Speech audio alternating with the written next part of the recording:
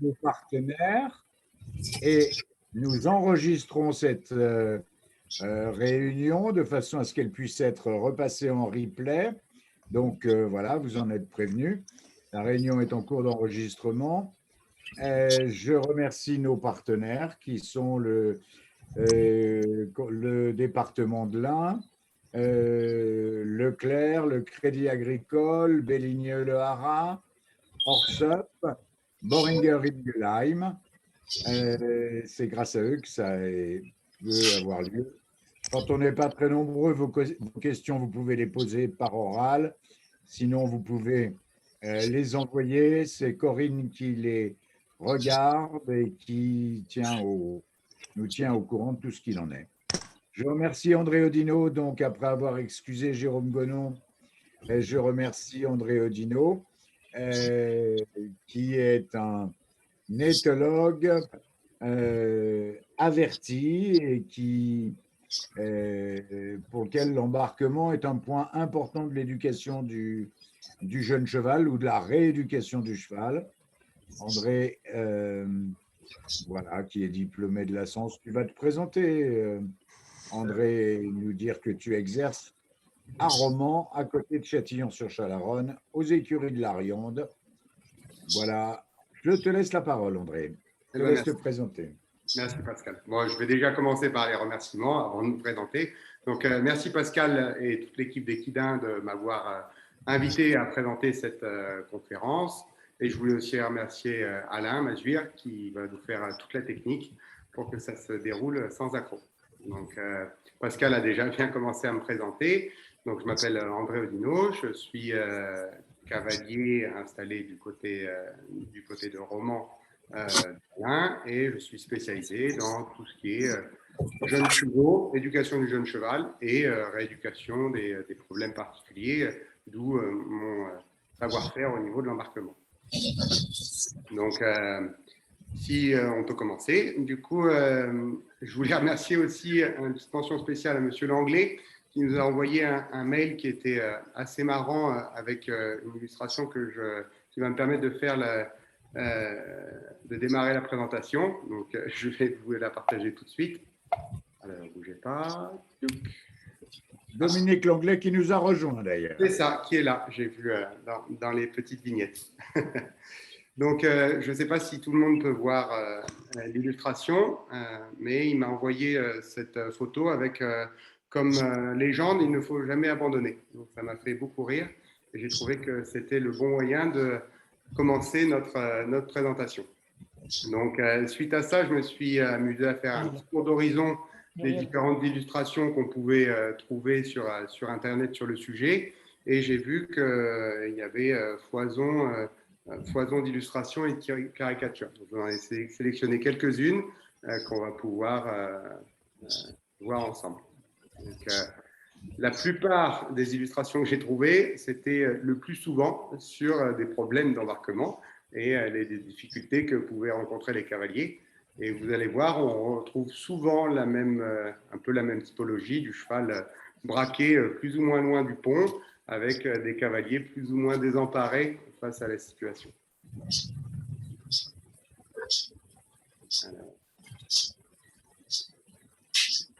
Alors, hop, je sais pas.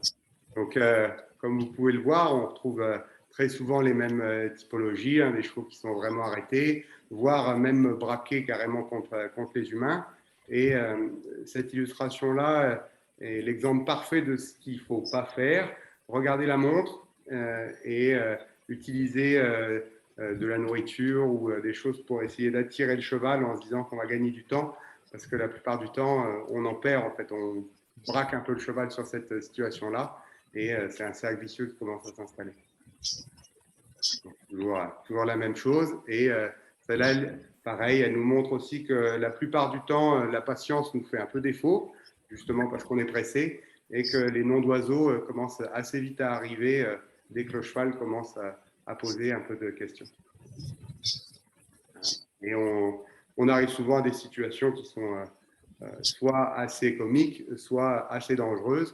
Donc, je suis sûr que vous avez déjà vu tous des méthodes plus ou moins catholiques sur la manière de monter des chevaux. Donc, juste toujours se rappeler que le but, c'est quand même de rester en sécurité et que même si sur le moment, ça paraît nécessaire, ce n'est pas forcément toujours très sécuritaire. Et donc, on rencontre la même chose à la descente, hein, ce qu'on a pu évoquer ensemble, Pascal, juste avant la conférence, donc avec des chevaux qui, plus ou moins de difficulté à monter, mais également plus ou moins de difficulté à descendre, voire qui choisissent de descendre à volonté, sans personne au bout de la manche.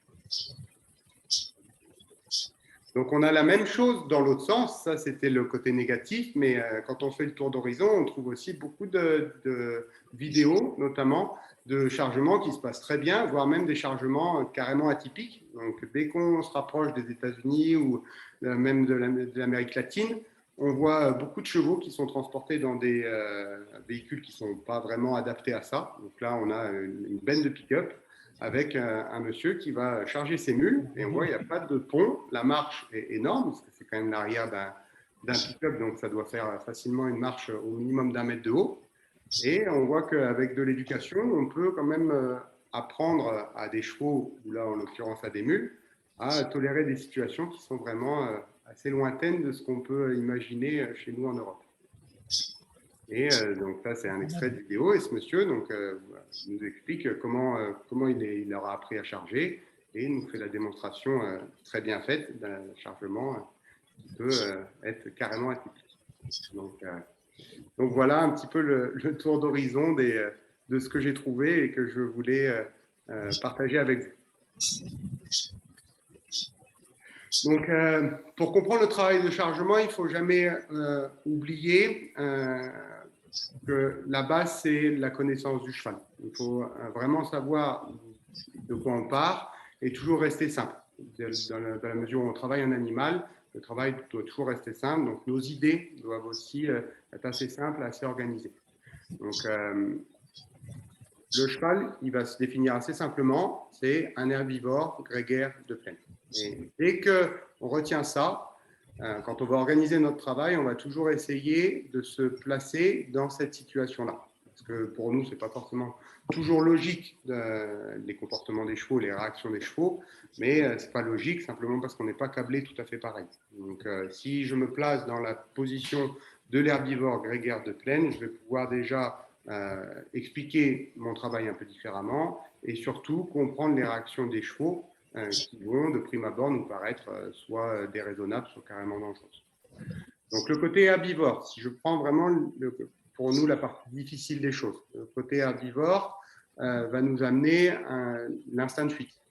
Et l'instinct de fuite, ça va, dès qu'on va avoir des problèmes, ça va nous ramener à de la panique. Et la panique va nous ramener tout de suite à des situations qui vont être assez dangereuses.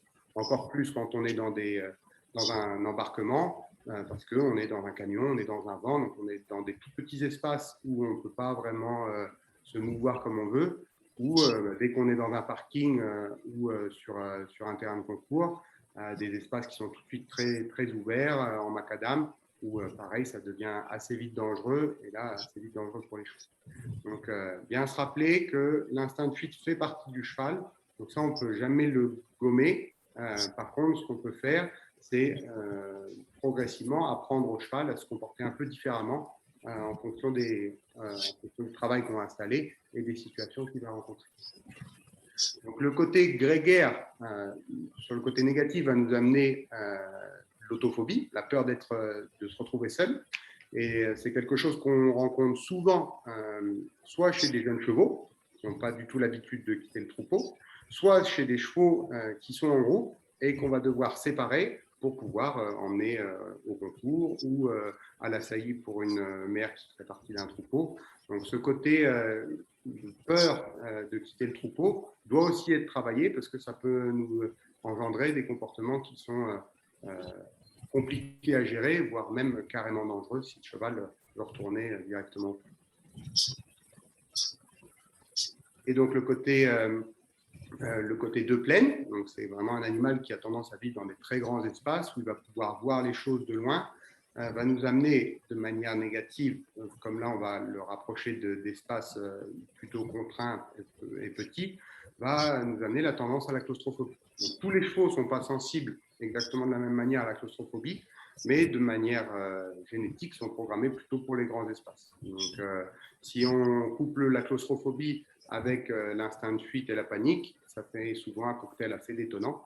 Et c'est pour ça qu'on a pas mal d'incidents qui se passent au chargement, déchargement ou transport, simplement parce qu'on est assez loin de la nature du cheval. Donc, tout ça pour dire qu'en conclusion, il faut éduquer le cheval pour faire des embarquements et des transports pour que ça se passe bien, parce que c'est quelque chose qui n'est pas du tout naturel pour eux. Donc, ça va forcément passer par un processus d'apprentissage pour que ça devienne à la portée du cheval.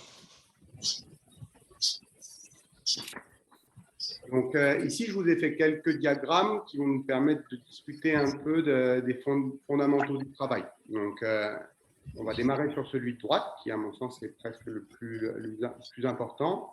Celui-là, il nous montre en fait les points communs qui existent entre les chevaux et les humains.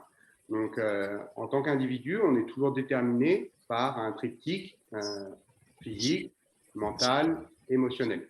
Et en fonction de l'état d'esprit dans lequel on est, si ces trois éléments-là sont équilibrés, on va avoir des comportements qui vont être très rationnels et qu'on va pouvoir répéter. Si ces éléments-là commencent à être un petit peu en disproportion les uns par rapport aux autres, là, on va commencer à avoir des problèmes, soit de comportement, soit même d'attitude. Donc, c'est vrai chez un humain, mais c'est également vrai chez un cheval. Donc, nous, en tant qu'hommes et femmes de cheval, pour pouvoir discuter avec nos chevaux, on va très souvent travailler sur les deux premiers éléments, physique, mental du cheval, parce qu'on va avoir un accès direct à ça. Donc, le physique, c'est faire bouger le cheval, et pour ça, on va avoir des outils qui vont nous permettre de le faire. Le mental, ça va être le fait d'apprendre des choses aux chevaux et le fait de les faire réfléchir par rapport aux situations dans lesquelles on va le mettre. Et le côté émotionnel, c'est presque l'élément le plus difficile à cerner parce qu'on n'a pas d'accès direct à l'émotionnel. C'est comme un humain. Hein. Dès qu'on a une phobie, c'est quelque chose qui ne travaille pas forcément. Donc, le côté émotionnel, en fait, il va s'installer et se stabiliser grâce à la répétition de ce qu'on va faire. Donc, il y aura une notion d'apprentissage sur le long terme. Et il va aussi beaucoup se stabiliser sur une très bonne balance entre le physique et le mental. Donc, dès qu'on va avoir stabilisé ces trois fondamentaux-là, on sait que peu importe l'apprentissage qu'on va amener au cheval, ça nous permettra toujours de pouvoir lui faire comprendre, lui faire répéter. Et on sait qu'il y a apprentissage dès qu'il peut y avoir répétition. Donc, là, c'est vraiment un diagramme à retenir parce que c'est ce qui nous permet d'avoir accès à l'apprentissage et de se mettre en sécurité dans les situations qui vont nous intéresser. Et donc, le second qui se trouve à gauche de l'écran, donc respect, confiance, connexion, ça va découler, en fait, ça va être un outil qui va nous permettre de stabiliser ce dont on vient de parler. Donc, le côté respect, c'est le fait de pouvoir demander quelque chose et d'obtenir du cheval son acceptation et le fait qu'il participe et qu'il fasse ce qu'on lui a demandé. Inversement, hein, le respect, c'est toujours mutuel. Donc, si le cheval doit respecter nos demandes, il faut également qu'on respecte ce que le cheval est en train de nous dire. Donc, pas mettre le cheval dans des situations qui sont trop difficiles pour lui ou des situations auxquelles il n'aurait pas encore accès. Donc, je pense à un jeune cheval, si vous le mettez dans une situation où vous n'avez pas scindé les exercices pour qu'il puisse comprendre, le jeune cheval, ce ne sera pas à sa portée. Donc, là, c'est un défaut de respect dans le travail envers le cheval. La confiance, on sait que c'est un élément qui va être primordial de par la nature profonde du cheval, c'est quand même un animal de fuite. Il va falloir qu'on le mette en confiance à travers déjà nous, à travers nos outils, à travers les lieux dans lesquels on va travailler. Donc, il faut que le cheval puisse, entre guillemets, se poser sur nous et sur les situations dans lesquelles on va le mettre pour qu'on puisse avoir une balance, et ça joue un peu pareil que juste avant, une balance respect-confiance, c'est vraiment toujours ça qui va vous donner un travail très solide. Et la connexion, en fait, va un peu découler du travail qu'on va installer. Et la connexion, souvent en équitation traditionnelle, on va la rapprocher du fait que le cheval soit très attentif à ce qu'on lui raconte. Et ça va surtout nous amener, d'une part, la légèreté. qui est quand même assez agréable à cheval. Et d'autre part, le bon côté de l'anticipation. Le côté négatif de l'anticipation, c'est que le cheval ne va pas forcément écouter. Et le côté positif de l'anticipation, c'est que le cheval a une banque de connaissances qui est suffisante pour qu'il puisse nous proposer quelque chose. Donc ça rentre, le bon côté de l'anticipation rentre dans la connexion. Donc, de ça va me permettre en fait de citer un des plus grands horsemen qui, pour l'instant, est écrit sur le sujet avec une petite légende. Donc, pour ceux qui ne parlent pas anglais, l'idée de cette race-là, c'est rend compliqué ce qui est faux, ce que tu ne veux pas voir, et rend facile ce que tu aimerais voir. Et donc, dans cette phrase, ça résume bien l'esprit du horsemanship dans l'éducation. C'est faire en sorte que le cheval comprenne ce qu'on est en train de travailler ensemble pour que ce soit lui qui participe et pas que ce soit l'humain qui le force à faire. Et c'est souvent là où ça pêche un peu dès que les embarquements sont difficiles, dès qu'on on laisse plus du tout l'opportunité au cheval de comprendre ce qui se passe. Et dans la mesure où le cheval ne s'épanouit pas du tout dans le travail, la plupart du temps, il va chercher à sortir du travail. Donc, si vous voulez être un bon homme ou femme de cheval, il va falloir développer certaines qualités. Donc, les 3 premières qui sont les indispensables, ça va être le feeling, le timing et l'expérience. Donc, feeling, ça va vraiment être dans vos demandes, le fait de sentir la pression nécessaire à mettre et surtout le degré de pression à savoir mettre. Donc, ça, c'est le premier élément. Dans le deuxième élément, c'est toujours se dire, il faut que ce que j'offre au cheval corresponde au cheval. Donc, si ma demande était juste, mais qu'elle correspondait à un cheval de trait et que je suis en train de travailler un pur sang, qui est très sensible, forcément, je vais avoir des défauts de compréhension de la part du cheval. Donc tout ça, c'est résumé dans le feeling. C'est vraiment adapter votre travail, la pression de votre travail au cheval que vous avez en face de vous. Le deuxième, qui est le timing, qui est indissociable du premier, c'est quand dois-je intervenir et quand dois-je relâcher le travail pour que le cheval puisse apprendre. Donc, on a une phrase qui est assez connue, qui est la pression motive, le relâchement enseigne. Le plus important dans le travail, pas forcément la pression que vous allez mettre, c'est surtout quand est-ce que vous allez la relâcher. Et c'est ça qui va stabiliser énormément les idées que vous voulez développer dans la tête du cheval, c'est ce qui va lui permettre de comprendre. Et dès qu'on a compréhension, on va pouvoir remettre le cheval dans la même situation pour avoir répétition. Dès qu'on peut avoir répétition, on sait qu'on a acquisition de ce qu'on était en train de travailler.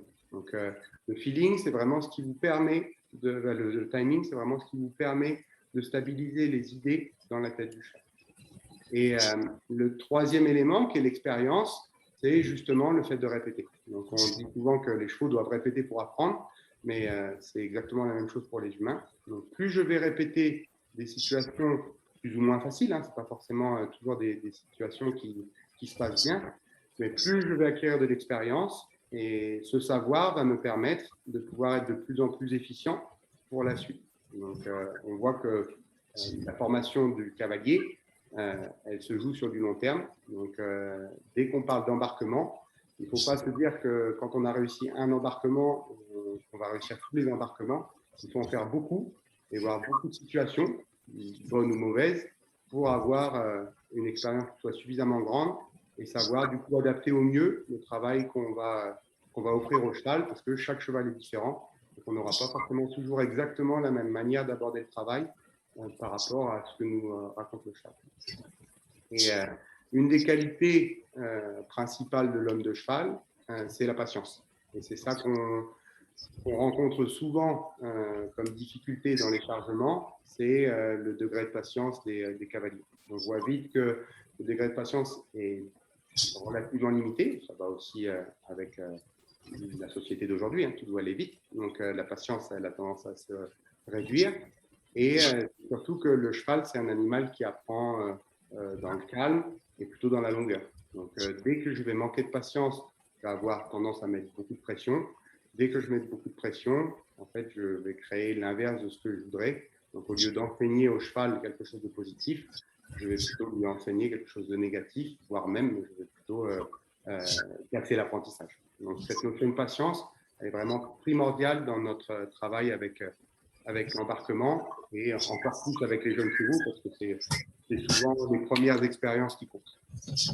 Et donc pour pouvoir faire ça, dès que je vais devoir travailler, en fait, je vais commencer à travailler avec les notions de confort et d'inconfort. Donc ça, c'est la base du travail d'éducation des jeunes chevaux. Donc l'inconfort va me permettre, entre guillemets, de motiver le cheval à chercher quelque chose. Le confort va me permettre de récompenser le cheval dès qu'il va dans le bon sens. Et le secret, en fait, c'est de savoir progressivement gérer les deux choses, confort et inconfort, pour que le cheval trouve son équilibre et du coup soit motivé à apprendre quelque chose par lui-même. Et pareil, grande phrase de Ray Hunt, permettez-lui d'apprendre. Le cheval, il n'apprend, et comme les humains, il n'apprend que par l'expérience. L'expérience, elle n'a pas forcément besoin d'être bonne ou mauvaise tout de suite. Il faut simplement que le cheval découvre. Et une fois qu'il va découvrir, il est doué d'une intelligence qui va lui permettre de savoir où est son confort. Donc, si vous ouvrez le travail vers des choses qui sont positives, naturellement, le cheval va faire le travail pour vous. Donc, il faut savoir être un petit peu spectateur de l'apprentissage du cheval. Donc, la notion de temps, quand le cheval apprend, elle est vraiment importante. Donc, tout ça pour la partie philosophie. Après, on en reparlera peut-être dans les questions, mais je pense que ça permet déjà de cerner un petit peu ce qu'on va faire. Les outils, après, vont nous permettre simplement d'avoir une communication plus claire avec le cheval. Donc, en outil de base, pas très compliqué, déjà le licol. C'est vrai qu'aujourd'hui, on voit pas mal de méthodes qui sont avec des filets ou des chiffonnets, des choses comme ça. Je pense qu'il faut être assez graduel dans le travail. Donc, si on se retrouve avec un jeune cheval qui n'a pas du tout d'expérience et qui n'a pas de mauvais comportement, il n'y a pas forcément besoin d'aller vers des outils qui sont tout de suite très forts. On privilégiera le filet, le chiffonnet, peut-être sur des chevaux de rééducation qui ont déjà appris à traverser les outils et dans lesquels la relation de force est déjà trop installée, mais ça va être une minorité des chevaux. La plupart des chevaux, vous allez toujours les travailler avec des licoles. Et souvent, on me pose la question, licol plat, licol éthologique. J'ai presque envie de dire, peu importe, en fonction ça va dépendre un petit peu de votre niveau, de votre sensibilité. Personnellement, je préfère utiliser un licol éthologique pour travailler. Mais par contre, je ne vais jamais attacher un cheval avec un licol éthologique parce que là, c'est pour le coup où la sécurité ne va pas être au rendez-vous. Ce n'est pas des licols qui cassent. Donc, si je devais choisir, je dirais je travaille le cheval avec le licol éthologique et j'ai déjà préparé mon licol plat pour pouvoir l'attacher dans le transport. Comme ça permet d'avoir les deux outils et de pouvoir les utiliser à meilleure échelle. De même, les longes, donc on voit un peu de tout, mais souvent on voit beaucoup de mauvais. Les longes standards qui font 2 mètres, ce sont des longes qui sont très pratiques pour la tâche à l'intérieur du camion. Par contre, ce sont des longes qui vont nous mettre en fait assez loin des conditions de sécurité, simplement parce qu'un cheval qui se met debout, il fait à peu près 2,40 m. Donc dans la mesure où votre cheval, s'il doit se défendre, va commencer à être beaucoup plus haut que vous, vous allez très vite vous retrouver en bout de longe. Et dès qu'on est en bout de longe, en fait, on est très proche du cheval qui commence à faire n'importe quoi. Et là, on a la distance de sécurité plus du tout au rendez-vous. Donc, il va falloir vraiment apprendre à utiliser des longes plus longues, donc minimum 3,50 m, 4 mètres, qui vont être des longes qui vont nous permettre d'éloigner un peu le cheval, de longer le cheval. Ça va nous donner plus de diversité dans le travail et surtout nous permettre de nous mettre en sécurité. Donc, si vous regardez sur l'illustration, là, on est sur une longueur de longe qui correspond à peu près à 2 mètres, sachant que là, on voit que la longe pouvait être plus longue, mais on se retrouve quand même dans des situations où on est quand même très proche des postérieurs et ça commence à être un petit peu limite pour notre propre sécurité.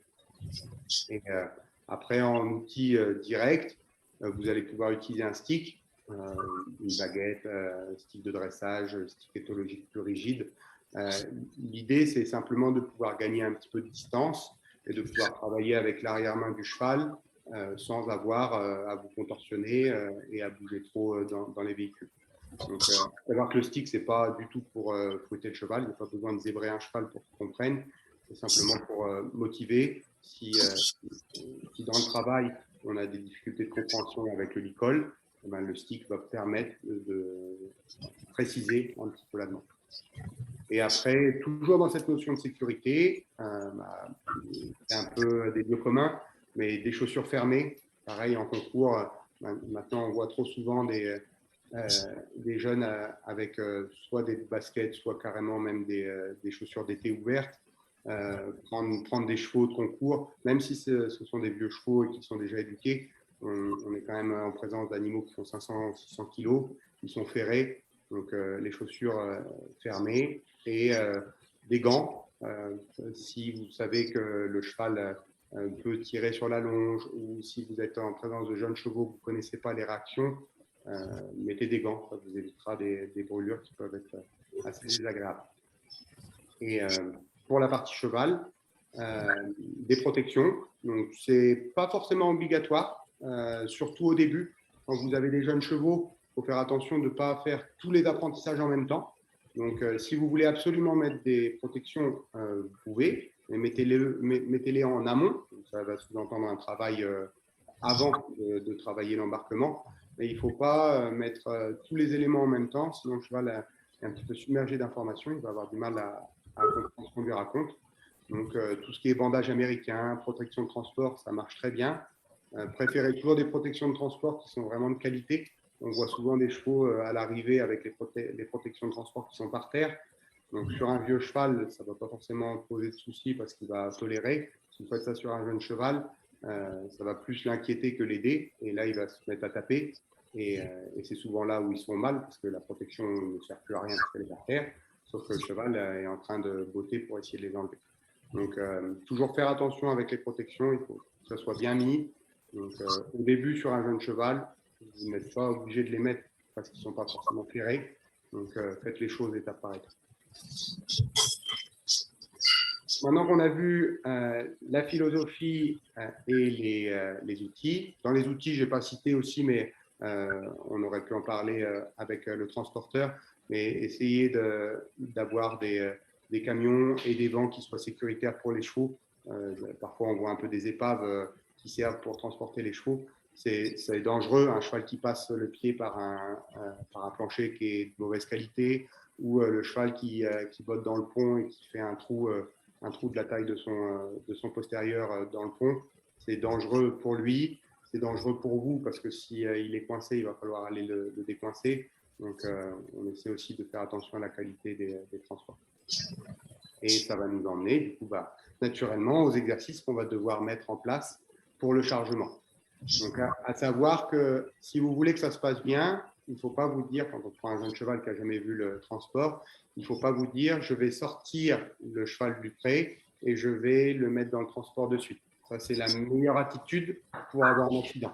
Simplement parce que le cheval n'a pas forcément l'habitude de vous, il n'a pas forcément l'habitude du travail, ni des outils, ni d'être séparé des autres. Donc, en fait, vous partez avec un capital confiance et un capital compréhension qui n'est pas à zéro, qui est négatif. Donc, il va falloir, dans un premier temps, déjà expliquer à votre cheval que vous devez installer un partenariat et que ce partenariat va permettre progressivement de faire des choses. Donc, la base du partenariat, ce n'est pas très compliqué, c'est ce qu'on a vu tout à l'heure, respect et confiance. Donc, il va falloir lui montrer que vous allez demander certaines choses et que du coup, en contrepartie, il va devoir avoir telle ou telle attitude. Et inversement, vous allez également lui montrer que vous allez utiliser des outils qui vont vous permettre, pour vous, d'être de plus en plus précis dans le travail, mais pour lui, qui vont lui permettre aussi d'appréhender un monde qu'il ne connaît pas, parce que le cheval n'est pas doté de la capacité à utiliser les outils. Donc, il va falloir lui montrer que les outils ne sont pas forcément des choses à craindre. Et dès qu'on va être dans cette relation-là, le partenariat va s'installer. Et dès qu'on a ces bases, grosso modo, on peut travailler n'importe quelle situation, dont l'embarquement. Donc, je vous en ai mis quelques-uns. Pour moi, c'est le b.a.-ba. On pourra avoir une liste plus exhaustive, Mais si vous n'avez pas cela, il ne faut pas vous lancer dans des chargements parce que vous allez forcément être un moment à court d'exercice et du coup, vous n'allez pas pouvoir expliquer à votre cheval ce dont vous avez besoin. Donc, marcher en main, c'est la première des choses. Bon, déjà, simplement parce qu'il va quand même falloir sortir le cheval du pré ou sortir le cheval de l'écurie. Donc, c'est la première notion à instaurer. On en discutera après, mais il faut toujours vous dire que quand vous marchez un cheval, ce n'est pas vous qui faites marcher le cheval. C'est le cheval qui marche à côté de vous et c'est lui, du coup, qui doit porter son attention sur vous. Donc, il doit faire attention à sa place par rapport à vous. Il doit faire attention à l'environnement et du coup, toujours prendre en compte que vous êtes un tout petit peu plus important que l'environnement qui existe autour. C'est ça qui va vous mettre en sécurité. Si vous devez mettre un ratio d'écoute, je dirais au minimum 51% de l'attention sur vous et 49% de l'attention sur l'environnement. Parce que, en fait, dès que vous allez faire quelque chose, le cheval va porter son attention sur vous. Dès que vous êtes en dessous de ce ratio-là, en fait, le cheval porte moins attention à vous qu'à l'environnement et souvent qu'à ce qui va lui faire peur. Et c'est là où vous vous retrouvez un petit peu limite dans le fonctionnement. Donc, le mener, marcher avec le cheval, c'est déjà le premier élément qui va vous permettre de sentir l'écoute et de travailler sur ce point-là. Donc, le cheval qui ne vous écoute pas simplement en marchant, il y a peu de chances qu'il vous écoute mieux dans la situation d'embarquement. Donc, après, dès qu'on va avoir cet élément-là du marché, on va pouvoir travailler avec le licol. Donc, aider à la pression du licol, ça va sous-entendre pouvoir baisser la tête, pouvoir tourner la tête à gauche, à droite. Et c'est ça qui va être, entre guillemets, le premier élément de sécurité. Si vous n'avez pas de contrôle sur le licol, vous n'aurez pas vraiment une communication très claire avec le cheval. Et dans la mesure où la communication n'est pas claire, le cheval ne peut pas vraiment apprendre. Donc, ce qu'on voit trop souvent en embarquement, c'est des tractions. Le fait que le cheval ne bouge pas et que les cavaliers sont pendus au bout des licoles. Et au final, le fait de rester dans ces situations-là fait que les chevaux s'habituent à la pression, s'habituent à des pressions qui sont de plus en plus élevées parce qu'on essaie de mettre de plus en plus de force pour décoller les chevaux du sol. Et petit à petit, ça correspond à une désensibilisation. Donc, au final, en voulant faire bouger le cheval, petit à petit, je me retrouve dans la situation qui est à l'inverse. Et plus je vais tirer, plus je vais récompenser le fait que le cheval s'arrête. Donc, ça, il faut bien faire attention à cette notion de céder au licol. Ça passe certes par l'écoute du cheval et la sensibilité du cheval, mais qui, de son côté, la plupart du temps, est assez haute, mais aussi par la qualité de la main du cavalier. Et une bonne main, c'est une main qui va se serrer progressivement jusqu'au moment où le cheval va donner ce qu'on attend et se relâcher de manière immédiate. Donc, quand on va travailler, à 98% du temps, vous allez plutôt avoir des mains ouvertes. Et c'est plutôt l'inverse qu'on voit sur le terrain, c'est que les mains sont très souvent très fermées et du coup, les chevaux, en fait, ils ne trouvent jamais de place confortable dans l'école. Et si les outils ne sont pas confortables, il y a peu de chances que le travail devienne confortable. Donc ça, c'est pareil, un élément qui est assez important. Troisième élément, qui est le respect de l'espace personnel. Ça, je suis sûr qu'en tant que cavalier, vous vous êtes tous déjà fait bousculer, voire marcher dessus. Donc, quand on est dans des espaces ouverts, la plupart du temps, on se marche sur les pieds. Ça peut faire plus ou moins mal, mais ça ne porte pas trop à conséquence. Par contre, dès qu'on commence à être dans des espaces très exigus, une douche, un camion, un vent, là, ça commence à être un petit peu plus grave. Parce que le cheval, dès qu'il va vous bousculer, il va vous plaquer contre les parois. Et si vraiment il fait ça sur une réaction de panique, il ne fera pas du tout attention à vous. Il va s'occuper que de lui et que de ce qui lui fait vraiment peur. Et si vous vous retrouvez dans ses membres, il va vous piétiner, mais ce n'est pas vraiment qu'il ne l'aura pas fait exprès. C'est simplement que son cerveau va lui dire simplement sors-toi de cette situation-là. Donc le respect de l'espace personnel, ça va apprendre au cheval à rester un petit peu à distance, mais ça va vous apprendre aussi à agir assez rapidement avant que le cheval arrive chez vous. Donc c'est vraiment une notion commune. Donc c'est pas une fois que le cheval vous a marché dessus qu'il faut intervenir. Il faut essayer de prendre l'habitude de toujours mettre les chevaux un petit peu plus loin que ce qu'on fait. Donc en termes d'espace, c'est à peu près 1,50 m. Et à partir de là, je sais que dès que je vais être dans des espaces où forcément je vais être plus proche, Si j'ai sensibilisé le cheval à faire attention à moi, ça sera un petit peu plus facile. Et l'exercice qui suit, le reculer, va nous permettre justement de faire respecter notre espace personnel, pas que celui-là, mais en particulier celui-là, pour toujours apprendre au cheval à s'écarter de nous. Les deux suivants qui sont mobiliser l'avant-main du cheval et l'arrière-main du cheval, ça, c'est des choses qu'on va développer fort quand on va être devant le pont. Si on remonte un peu dans la présentation et qu'on regarde les illustrations, on voit souvent que les chevaux sont campés devant les ponts, mais en grosse défense, vous avez aussi les chevaux qui s'échappent en courant à gauche et à droite. Donc, tout ce qui est mobilisation des postérieurs et des épaules va nous permettre de pouvoir créer un cadre. Et dès qu'on va pouvoir créer un cadre, on va pouvoir recréer de la ligne droite. Et ça va nous permettre de redemander au cheval d'avancer en direction de ce qui lui fait peur. Donc, de toute façon, on aura des vidéos pour illustrer ça. Mais c'est deux exercices qui sont fondamentaux. André, comme je sais que tu es très bavard, je te donne des repères en rappelant que Jérôme Gonon n'a pas pu être avec nous rejoindre puisqu'il a été appelé pour une urgence dans une clinique vétérinaire. Je te donne un petit repère. Il faudrait que dans une dizaine de minutes, on puisse laisser la place aux questions. Parfait. Eh ben, c'est tout bon, parce qu'après, on n'a Voilà. plus que les vidéos. Donc, les deux derniers points, habituer les chevaux aux outils. Donc ça, c'est une nécessité. Si votre cheval a peur de votre stick ou de votre longe, vous n'allez pas vraiment pouvoir lui demander des choses. Donc on verra, la désensibilisation, ce n'est pas très compliqué à faire, mais c'est un passage obligé. Et le dernier point, qui est pouvoir se séparer du groupe. Ça, c'est flagrant chez les jeunes chevaux. On va séparer des autres congénères.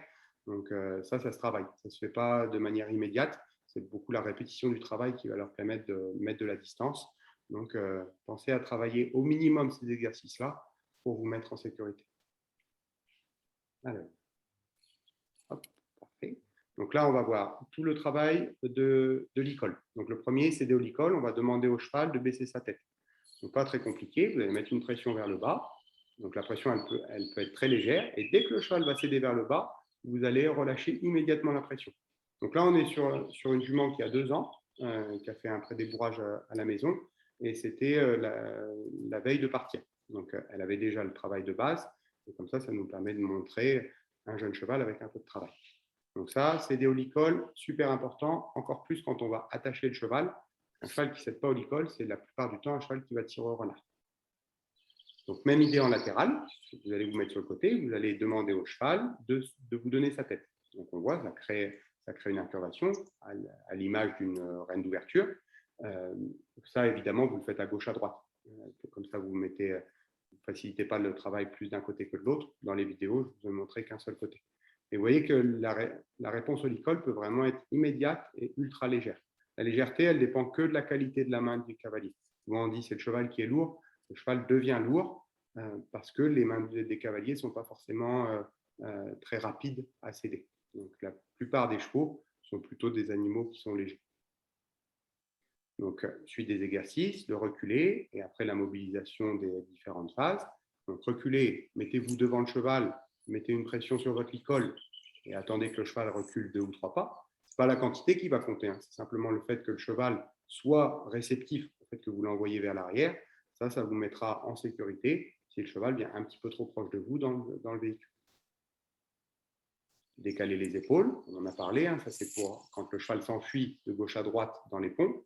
Plus je peux décaler les épaules de mon cheval sur ma gauche et sur ma droite, plus je vais pouvoir communiquer avec lui pour rester dans l'axe du pont et travailler là-dessus. Et de même, si je peux contrôler l'arrière-main, il n'y a pas de raison que je ne puisse pas contrôler l'arrière-main du cheval. Donc, toujours chercher un bon équilibre entre l'avant-main et l'arrière-main du cheval. Ce qu'on disait au niveau des outils, tout simple, hein. Vous prenez un stick, vous caressez le cheval au niveau de son garrot, qui est la partie la plus neutre de son corps au début. Donc, je vais aller sur sa ligne de dos, plutôt en direction de ses fesses, parce que si j'ai besoin de demander du mouvement, je vais plutôt demander du mouvement au niveau de l'arrière-main du cheval. Donc, au départ, vous n'avez pas besoin de faire des choses très, très compliquées. Et il faut être sûr que vous puissiez bouger vos bras et bouger vos outils à côté du cheval sans qu'il ait de réaction de peur. Parce que si vous le faites dans un espace ouvert et qu'il a peur, c'est très grave, il peut bouger. Si vous le faites dans un espace fermé et qu'il a peur, là, il va se retrouver coincé, il va paniquer. Et dernier exercice qu'on va demander, c'est demander à votre cheval d'avancer. Donc, on demande avec notre main d'avancer vers l'avant et on utilise notre stick pour commencer à avoir un deuxième outil. Comme ça, on va pouvoir pallier au fait que le cheval tire ait envie de résister ou de tirer sur la main. Donc, simplement guider avec la main et demander le mouvement avec le stick. C'est pour ça que les deux exercices sont liés. Donc, on en arrive à nos chargements. Donc, premier exercice qui est souvent un petit peu oublié, déjà, simplement faire marcher le cheval autour du véhicule. Donc là, on se retrouve dans la zone de chargement. Vous faites un petit 8 de chiffres. La forme, peu importe la forme. Vous pouvez faire des cercles, mais le 8 de chiffres, c'est assez pratique. Et on va essayer d'être attentif aux attitudes du cheval. Donc là, on voit, à chaque fois que je vais me rapprocher du camion, vous avez vu, le cheval va porter son attention sur le camion. Et c'est là-dessus qu'on va travailler. Plus le cheval, c'est un animal curieux. Donc, plus il va être curieux et attiré par le camion, plus je vais récompenser et le poser par rapport à ce qui l'intéresse. Et c'est comme ça que vous allez créer votre base de travail. Vous ne forcez pas le cheval à aller dans le camion, vous essayez de créer des situations pour que le cheval soit curieux et qu'il ait envie d'aller découvrir l'intérieur du camion. Donc, dès qu'on est dans la situation où le cheval après a découvert, la plupart du temps, il va poser son nez sur le pont et vous allez pouvoir lui demander de progressivement rentrer. Vous avez vu chacun d'un côté, nous plutôt du côté gauche du pont, le cheval plutôt du côté droit, et surtout laisser l'opportunité au cheval de faire les choses doucement. Il ne faut surtout pas le presser pour monter, parce que la plupart du temps, il va trébucher ou il va glisser, comme ce qui s'est passé là, alors qu'on n'avait pas mis beaucoup de pression. Mais il faut vraiment vous dire que c'est le cheval qui monte. Si c'est vous qui forcez le cheval à monter, il ne va pas monter dans des bonnes conditions et surtout, il ne va pas monter dans des conditions qui lui paraissent logiques. Donc, peut-être vous allez le faire rentrer, mais la plupart du temps, il va ressortir de la boîte encore plus fort que quand il y est rentré. Donc, la pression, c'est vous qui la modulez. Et si vous voulez être en sécurité, mettez une pression que vous pouvez maîtriser. Et ça dépend de chaque personne. Donc, une fois que ça, c'est la difficulté du camion, une fois que le cheval est rentré, il va falloir le faire tourner, d'où les exercices de postérieur pour demander au cheval de pousser ses fesses. Et lui, on va créer une demande avec le stick en latéral et on va relâcher cette demande-là, qui n'est pas forcément très forte, au moment où le cheval va décaler ses hanches du côté du mur. Et dès que le cheval va se mettre dans l'axe, on relâche pour pouvoir expliquer au cheval qu'on attendait qu'il se mette droit. Donc là, on ne le voit pas forcément, mais souvent, on pose la question de la nourriture. La nourriture, elle ne va pas forcément vous servir à monter le cheval à l'intérieur. La nourriture, elle va vous permettre de récompenser le cheval une fois qu'il est à l'intérieur. Donc, une fois qu'il a fait 100% d'exercice, donc une fois qu'il a fait l'effort d'être à l'intérieur et de rester à l'intérieur, là, il va avoir de la nourriture. Donc ici, on ne le voit pas parce que c'est caché par le montant, mais il y a des grains dans la gamelle. Comme ça, le cheval, une fois qu'il a fait l'effort de monter et de se ranger, il a une récompense qui est immédiate. Ça ne passe même pas par l'humain. Donc, plus c'est neutre, plus c'est efficace. Et même chose dans l'autre sens, pareil, c'est très particulier au camion. Apprenez à vos chevaux à descendre en deux temps. Il faut absolument que les chevaux fassent un stop avant de descendre sur le pont. La plupart des accidents qu'on voit avec les chevaux qui sautent les ponts, c'est parce qu'on ne leur a pas appris à rester stable à l'intérieur du camion avec la tête à l'extérieur. Donc, dès qu'on est sur de l'apprentissage ou de la rééducation, on apprend au cheval, reste à l'intérieur du camion et se regarder dehors. Et dès qu'il a stabilisé son attention parce qu'il a regardé l'environnement et qu'il a regardé son pont, là, vous pouvez descendre et essayer systématiquement de descendre en ligne pour leur apprendre à bien poser et les antérieurs et les postérieurs sur le pont. Donc ça, on était sur une jument de 2 ans qui avait déjà forcément voyagé. J'avais été la chercher et elle avait déjà bougé de près. Donc, elle connaissait déjà le camion. Par contre, elle n'avait jamais fait le vent. Donc, on a filmé le premier chargement dans le vent. Donc, on va travailler de la même manière, dans un axe.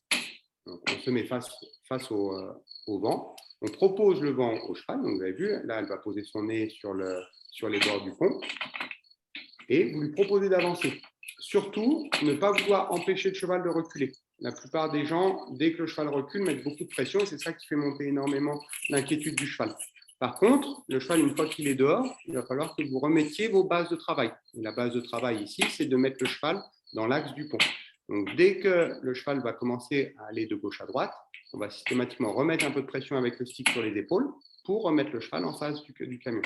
Et dès qu'il est en face, on lui repropose sans le forcer. Donc, vous voyez, le stick, il est là simplement pour motiver le mouvement. Notre main a montré la direction, mais on laisse le cheval monter à l'intérieur. Et ça, pareil, ça dépend un peu des méthodes, mais beaucoup de personnes montent avec les chevaux à l'intérieur. Si vous êtes dans de l'éducation, ce n'est pas forcément nécessaire. Vous pouvez apprendre dès le départ. Là, on n'a pas fait d'autres chargements que celui-là. On peut apprendre dès le départ à un cheval à monter dans une seule place en restant derrière. Mais ça sous-entend d'avoir installé du travail en amont pour qu'on ait suffisamment de boutons pour pouvoir le faire. Donc, on n'est pas toujours obligé de simplifier un maximum. Et dans la descente, donc ça c'est un peu la difficulté des vents par rapport au camion, on demande au cheval, pareil, de descendre plutôt en ligne. Et pareil, laissez-les descendre, même s'ils descendent vite au départ, ce n'est pas très grave. Vous les rechargerez, vous les redescendrez. Mais essayez dès le départ de leur apprendre à bien rester en ligne. Donc là, vous avez vu que la jument s'est décalée. Donc on va remettre les hanches dans l'axe du pont et de remettre 2-3 foulées droites pour que le cheval apprenne à toujours rester dans l'axe du dos. Et c'est vraiment ça le plus important dans les chargements dans le vent. Rester toujours dans l'axe du dos. Donc voilà, je pense que je dois être à peu près dans le timing. Donc là, on a vu un peu le déroulé normal de l'apprentissage d'un 2 ans dans le vent. Et après, dès qu'on est dans des rééducations, là, il va falloir faire un peu le bilan de ce que connaît ou pas le cheval pour pouvoir installer les éléments qui vont nous remettre en sécurité. Mais à savoir que c'est vraiment une étape importante, que ce soit chez un jeune ou chez un cheval plus difficile. Donc, il faut se laisser du temps, il faut installer du travail efficace et si on ne sait pas le faire soi-même, il faut se faire encadrer par des professionnels qui connaissent bien les chargements parce que au final, plus on met le cheval dans des situations qui sont compliquées, plus on ancre l'idée que le transport est compliqué et du coup, moins on arrive à charger les chevaux.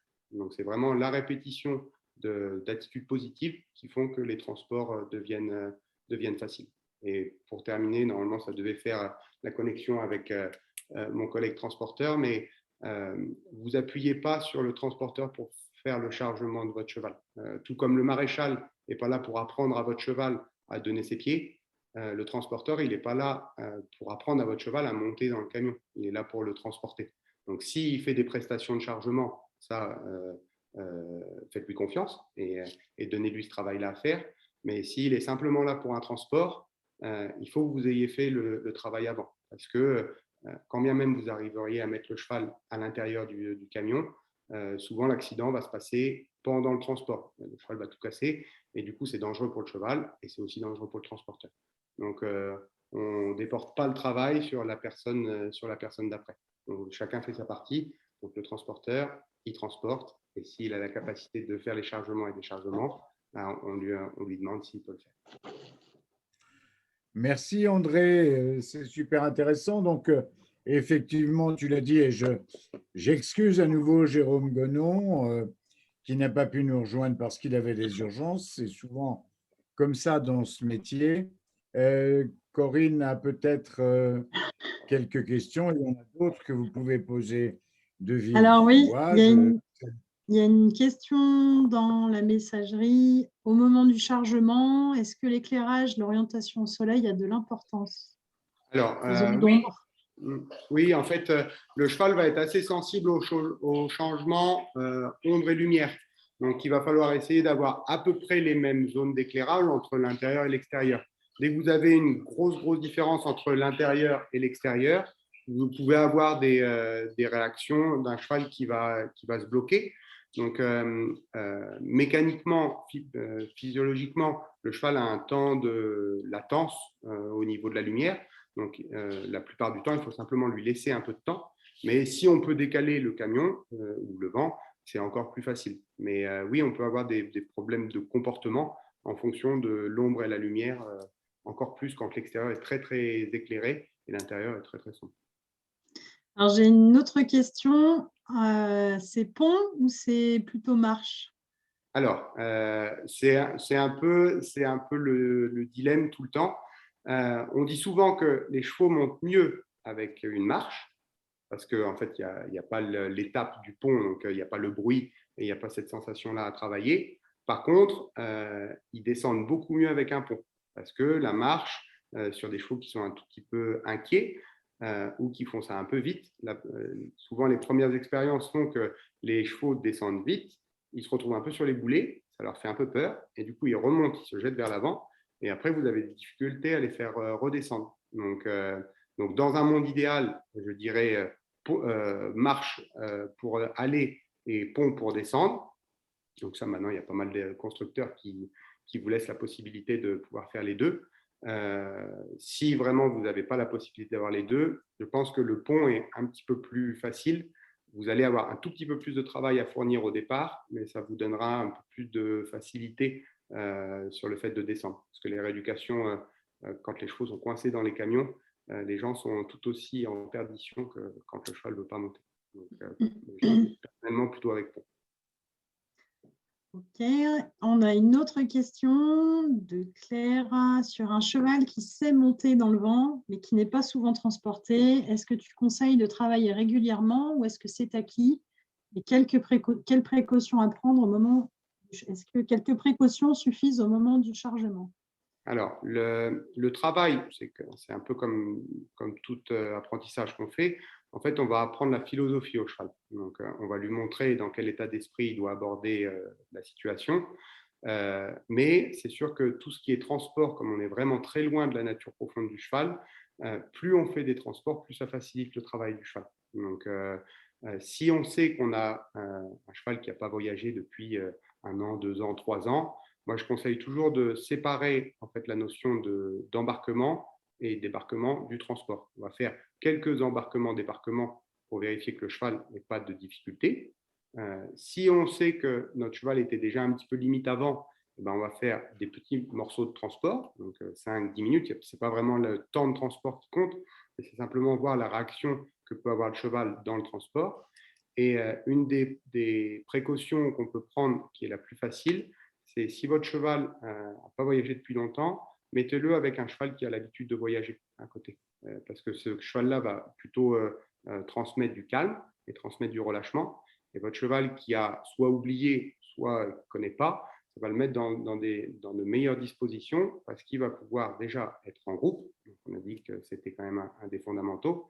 Et c'est surtout qu'il va pouvoir progressivement s'imprégner un peu de l'attitude du cheval qui a plus l'habitude. Donc ça, à mon avis, c'est une précaution à prendre sur les petits transports de 5-10 minutes pour préparer un plus long transport, qui peut être facile à mettre en place et qui peut aider un cheval qui n'a pas trop l'habitude.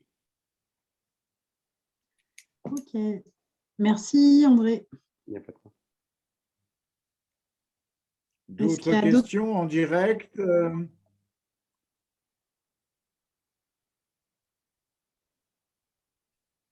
Non, j'ai l'impression que pour l'instant, elles vont venir après les questions. C'est ça le problème, toujours.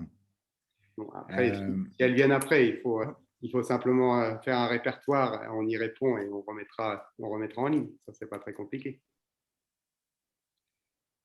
Oui, oui. On remercie et on salue Alfred Mussato. Le monde de l'attelage est bien représenté là, visiblement. Monsieur Sola, Alfred Mussato. Tiffany Grisard est avec nous. Je la salue. Je ne sais pas si je pense qu'elle a un rapport avec Thierry, j'imagine. Autrement, on a nos fidèles. Frédéric Bernard est là. Nadia Gilles Collot, Diège. C'est difficile à dire, hein, excusez-moi la prononciation. Oui, c'est difficile à dire. Ah. Alors, comment le dit-on? Collot-Diège, Gilles Collot-Diège. Et je fais partie du monde de l'attelage aussi. Meneuse et juge. C'est très bien. Voilà. Et j'ai eu le message par Alfred cet après-midi. C'est bien. Ben, écoutez, on est heureux que Alfred ait relayé notre message. C'est fait pour ça. Nous, on a pour faire partager les connaissances. Alors, pendant que vous pouvez réfléchir à d'autres questions, je voudrais vous dire que traditionnellement, nous avons ces rendez-vous le dernier lundi de chaque mois. qu'en juillet et en août, on a décidé d'avoir quelques vacances, que Eikidin aura peut-être la chance de pouvoir organiser son assemblée générale en présentiel, puisqu'on n'a pas pu le faire encore, au tout début du mois d'octobre, c'est-à-dire que le 3 octobre, je crois, on n'allait pas faire un rendez-vous la veille. Donc, notre prochain rendez-vous d'Eikidin aura lieu le lundi 11 octobre. Le thème n'est pas encore déterminé. Vous pouvez bien entendu nous soumettre tout ce que vous voulez, vos idées, tous. On ne les détermine pas trop longtemps à l'avance pour pouvoir éventuellement coller à l'actualité, mais toutes les propositions de thèmes sont admises, bien entendu. On cherche des intervenants parmi nos adhérents et ailleurs. Le tout, c'est qu'ils soient crédibles, comme l'était André aujourd'hui, que nous remercions. Toujours pas d'autres questions? Bien. Écoutez, on a atteint notre heure. Monsieur Sola, on ne vous entend pas. On voit que vous parlez, mais on ne vous entend pas. Alain, il faut rebrancher le micro de Monsieur Sola. Oui, ça va être fait. Mais il peut le refaire normalement. Monsieur Sola, est-ce que vous nous entendez? Est-ce que vous m'entendez? Oui, on vous entend. On vous comprend mal, mais on vous entend. Donc, je disais, si vous pouvez aussi mettre dans le transport les véhicules aptes à transporter. Quelqu'un a saisi? Moi, j'ai pas On n'a pas Je n'ai pas compris. compris ce que vous disiez. Comment j'explique? D'accord, non. J'essaie de vous envoyer un mail. D'accord. Oui, ou bien dans la discussion, là. Voilà. Est-ce que j'ai compris parler des types de véhicules? Oui, oui, Quel type de véhicule pour transporter un cheval? oui. Ça, après, ça va dépendre un petit peu de vos chevaux et de ce que vous avez à faire. Il faut simplement adapter la taille de la place à vos chevaux, mais il n'y a pas vraiment de normes. On sait que les chevaux ont tendance à mieux voyager, soit le mieux c'est en diagonale, soit tête arrière, parce que du coup ils supportent beaucoup mieux les freinages. Mais après, en apprentissage, vous pouvez apprendre à n'importe quel cheval à monter dans n'importe quel véhicule. Ça, c'est pas l'éducation qui va limiter ce facteur-là. C'est plus la taille du cheval par rapport au véhicule. Non, c'est pas l'éducation. Si j'arrive à écrire, non. On a trop de mal à vous comprendre, Monsieur Sola. Ça grésille énormément. Je vais essayer de lire. Sinon, il faut taper. Vous avez dans la barre, Tapez dans l'espace. vous avez conversé, pardon. Dans l'espace de discussion, vous pouvez taper. En bas, vous avez discussion. Cliquez dessus et vous pouvez nous poser une question. Non. L'été. Ça, on a compris. Tout en bas, au milieu, vous avez soit discussion, soit converté avec une petite bulle comme une BD. Non. Vous n'avez pas ça? Il faut descendre le curseur jusqu'en bas. Dans la barre noire. Je suis en bas.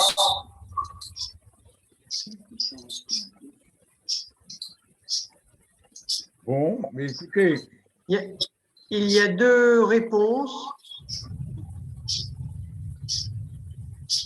Alors, de Nadiège, bonsoir à tout le monde et merci pour cette intervention très pertinente. voilà. Tiffany Grisard aussi. Voilà. Pas de question pour moi, juste merci à André. c'est toujours très intéressant d'écouter tes conseils. C'est vrai. Et bien, écoutez, encore une fois, je remercie nos partenaires. Sans eux, rien n'existe. Je rappelle, le département de l'Ain, Leclerc, le Crédit Agricole, Orsop, Belligneux de Hara, Boehringer Ingelheim, j'espère que je n'en ai pas oublié. Merci à tous, merci à André. On excuse encore Jérôme Gonod et Cheval 1 Transport. On leur souhaite, ma foi, des journées meilleures que celles d'aujourd'hui qui étaient particulièrement galères. On les retrouvera. Et puis, nous, on se donne rendez-vous pour le prochain rendez-vous d'Equidin le 11 octobre. Et puis, pour les membres de notre association, vraisemblablement pour notre assemblée générale, début octobre, comme d'habitude, au Crédit Agricole, à l'espace Kennedy. Et d'ici là, vous recevrez les mails et un petit peu de com de l'association. Merci à tous. Le 5 octobre pour notre AG. Le 5 octobre, l'Assemblée générale. Très bien. Merci André. Merci beaucoup André. Très bonne soirée à tous. Bonne soirée.